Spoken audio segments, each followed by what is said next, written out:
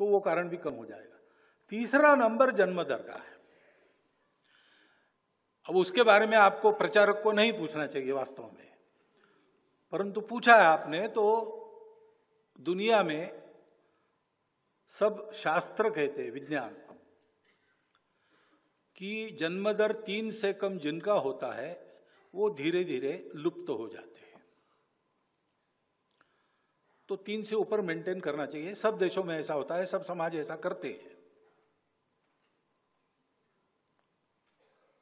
दूसरा, डॉक्टर लोग मुझे बताते हैं कि 3 संतान होने से बहुत देर नहीं करना विवाह में, और 3 संतान होना, इससे माता पिता का, संतानों का, तीनों का स्वास्थ्य अच्छा रहता है।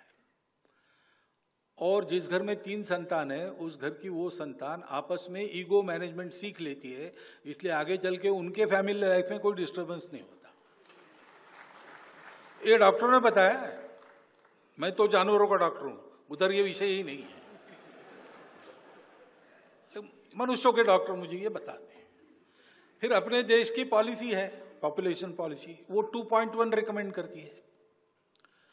अब वो देश का एवरेज 2.1, ये तो ठीक है, लेकिन संतान होती है तो 0.1 संतान कभी होती नहीं।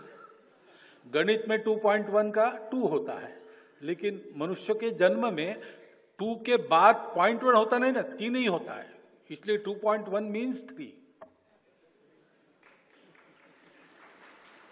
तो भारतवर्ष के प्रत्येक नागरिक ने यह देखना चाहिए कि अपने घर में 3 होने चाहिए। ये देश की दृष्टि से कह रहा हूं।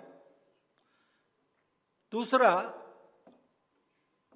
एक कंसर्न भी है, जनसंख्या एक एसेट है, बोझ भी हो सकता है, कल खिलाना पड़ेगा ना सबको, तो उसी के लिए पॉपुलेशन पॉलिसी रिकमेंड करती है।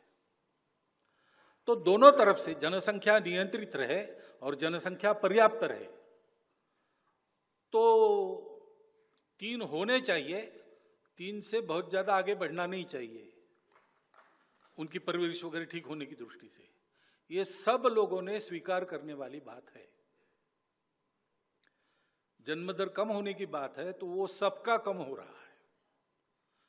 हिंदुओं का पहले से कम था तो ज्यादा कम हो रहा है, बाकी लोगों का उतना कम नहीं हो रहा था, तो आज उनका ज्यादा दिखता है, लेकिन उनका भी कम हो रहा है।